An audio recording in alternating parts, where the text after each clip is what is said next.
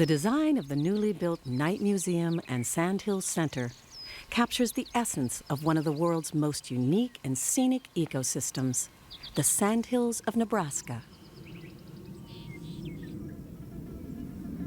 The blue sky, clouds, the different kinds of birds, it all ties together. And it just speaks to you. I mean, imagine standing out there all by yourself in that vast expanse of greenness, hills. Nature at its best. It's kind of a heaven on earth type of thing.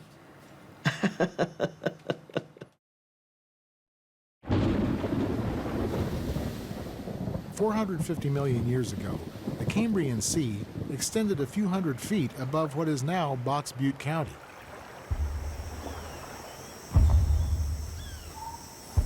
Millions of years passed. The sea sank. A lush tropical land arose, and dinosaurs roamed the area. Mammals followed on newly formed sandstone that made this area a prime destination for modern fossil hunters. Because the sea covered and uncovered the sandhills so many times, the soil here lies over the abundant Ogallala aquifer and is rich, varied, and fertile.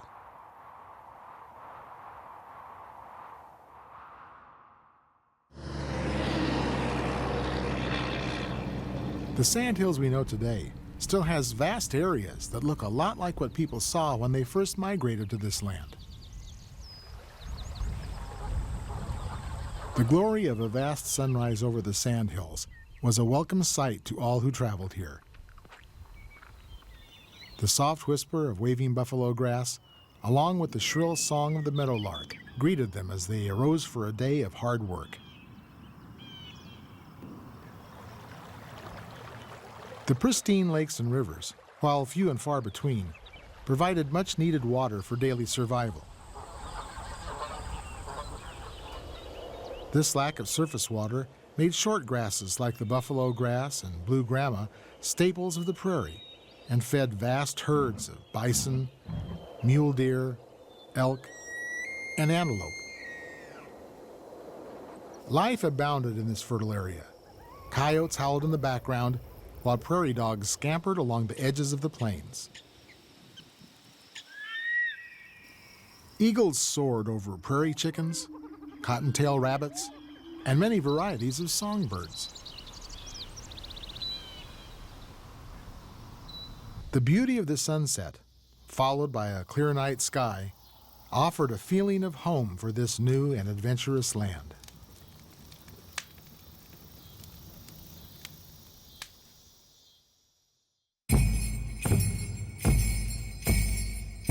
Beginning several thousand years ago, the first settlers in this magnificent area were semi-nomadic Native American tribes, including over time the Arikara, Lakota, Cheyenne, Pawnee, Oto, Crow, and Arapaho.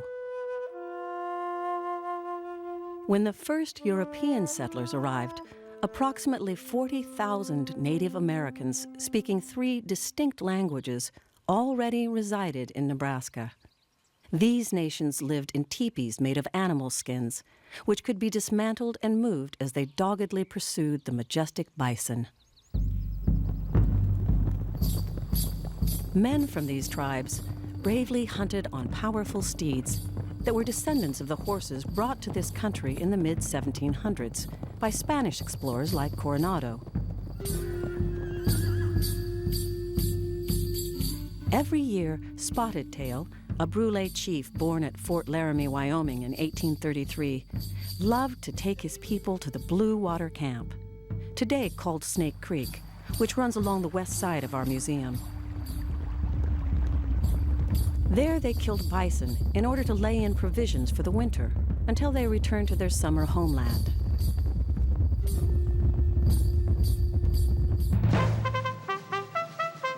However, Native American daily life was altered drastically and tragically after white settlers migrated here. By the 1880s, most tribes were forced onto reservations. Fort Robinson was created in part to be overseer of the great Lakota Sioux Nation. Gradually, through the 20th century, Indians in the Sandhills regained basic human rights to become an integral part of our diverse community.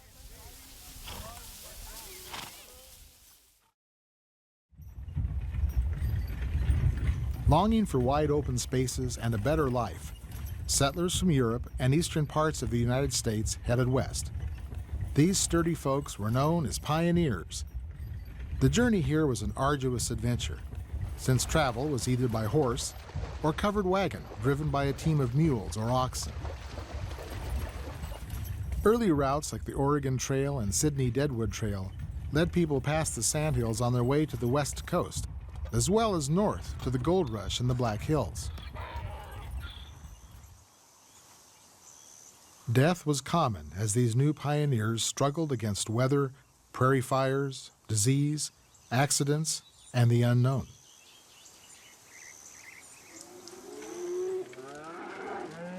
As they settled on this land, farming and ranching became a way of life.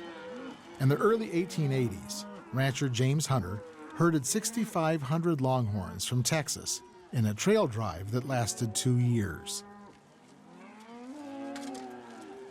Branding cattle was a yearly occurrence to prove ownership and discourage cattle rustling, but it also provided a cowboy social event that led to our modern-day rodeos. She has just had an outstanding year, outstanding finals, really, yesterday. Large ranches let their stock run free, a practice known as free range, until barbed wire was developed and fencing property was the norm. The lack of surface water sources meant drilling into the vast Ogallala Aquifer. Windmills sprang up across the rolling sandhills, enabling the pioneers to plant and care for trees on a prairie where no trees had grown before. Homes that had been built of sod bricks carved from the oceans of grass could now be built of wood. Life was on the move.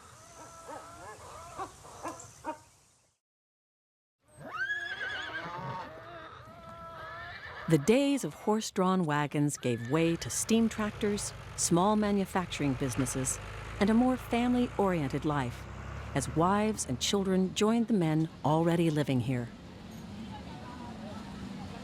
6 times 6 is 36.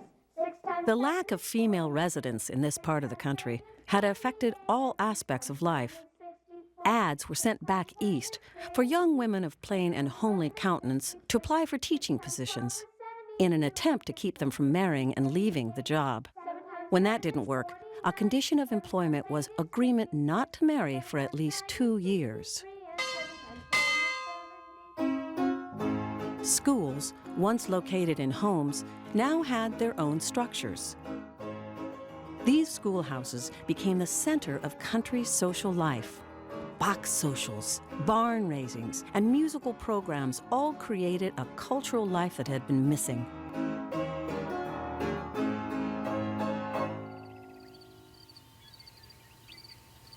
New roads popped up, and travel became easier as small towns connected. East of Alliance in Antioch and Lakeside, a whole new group of people migrated to the Sandhills to mine valuable potash needed for ammunition in World War I. They stayed to further stir the melting pot of residents that now encompassed Native American, Bohemian, German, English, French, Greek, and Norwegian. By 1900, over 10% of western Nebraska's population were not originally born in the United States.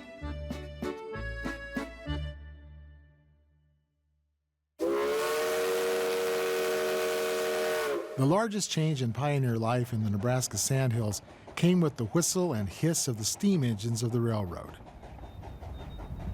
Those sounds across the lonely plains were music to the ears of settlers who missed both their families in the east and the bustle of the life they had left behind. Early railroad companies included the Burlington, Missouri, the Chicago, Burlington and Quincy, and the Union Pacific.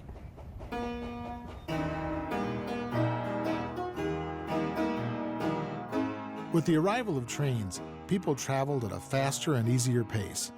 Goods were shipped in and out for a step up in area commerce, and life took on a more sophisticated look. Small towns clamored to be built along railroad routes. Many of these settlements were abandoned later when the railroad changed directions. In 1899, 2 elections failed in a bid to move the county seat from Hemmingford to Alliance. However, the third time around, a major developer of the times, the Lincoln Land Company, in effect bought votes to ensure that Alliance won that honor. Headlines livened up the 9-year battle with cries of chicanery and fraud. Not being content with that victory, some Alliance residents absconded with the actual county courthouse from its original location in Hemmingford. It took 45 men, including one riding shotgun on the top of the building, 5 days to bring it 18 miles on a railroad flat car to its new home at 5th and Box Butte. The tie to the east was now complete, and people settled into a more modern rural way of life.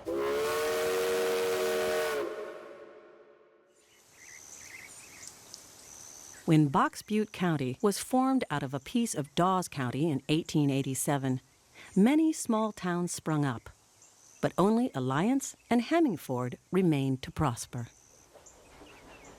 Alliance became a railroad junction and a shopping hub for the Sandhills area. Brick streets, parks built in the 1930s by the Works Progress Administration, and a Central Park fountain gave the town a quaint look that has endured. Even today, the clatter on the bricks blends with the cascade of the fountain to make a summer stroll one usually just dreams about.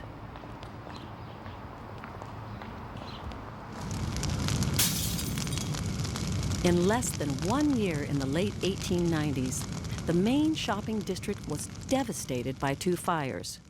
But with the same determination as early settlers had, Alliance citizens rebuilt the town with brick made at local brick mills. Descendants of the same families still own some of those original downtown businesses. This shopping district, courthouse, and fountain are now on the National Historic Register. From 1910 to the mid-1970s, St. Joseph's Hospital in Alliance was the healthcare hub for the Panhandle. Dr. H.H. Bellwood made house calls by horse and buggy until he bought one of the first cars in town. His beloved prairie chicken, Sandy, was a well-known pet in the area. The air base came to town in 1943 and was the home for the 507th Paratroopers and Glider Corps. Life on the prairie was just as foreign to those young soldiers, mostly from the East Coast, as it had been to the first pioneers 60 years before them.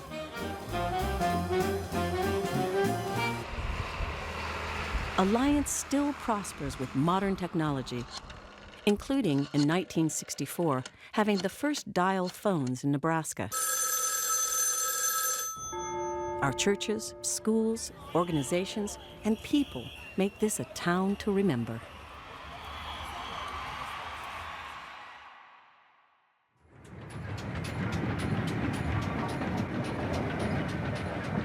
The 40-pounding railroad tracks running through Alliance today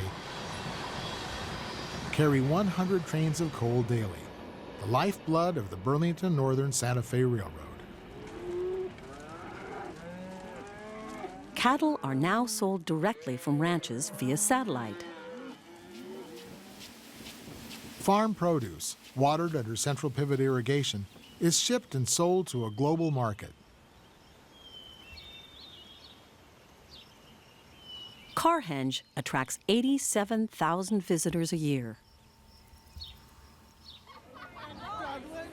Always an innovative school system, Alliance's large modern schools were the first to use modular scheduling and still succeed in preparing our children for an ever-changing world.